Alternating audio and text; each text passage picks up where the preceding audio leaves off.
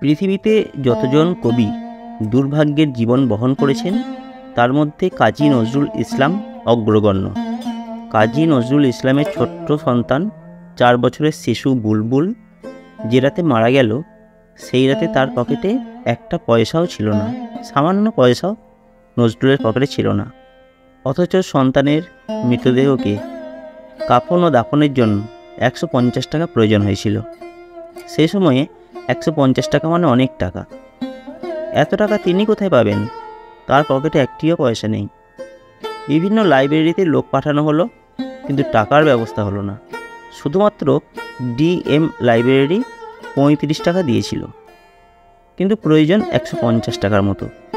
অর্থাৎ এখন অনেক টাকা বাকি, অনেক টাকা জোগাড় করতে হবে। ছেলের মৃতদেহ ঘরে রেখে কবি গেলেন এক প্রকাশকের কাছে।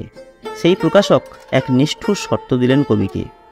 তিনি শর্ত দিলেন, টাকা তিনি দেবেন, তবে সেই মুহূর্তে তাকে কবিতা লিখতে হবে। কবি তার মনের নীরব কান্না, অসহ্য যন্ত্রণা মিশিয়ে লিখলেন সেই বিখ্যাত কবিতা, সেই বিখ্যাত গান।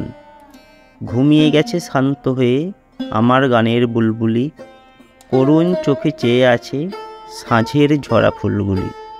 একজন সন্তানহারা পিতার কি নিদারুণ যন্ত্রণা এই গানে, এই কবিতায় অভিব্যক্ত হয়েছে।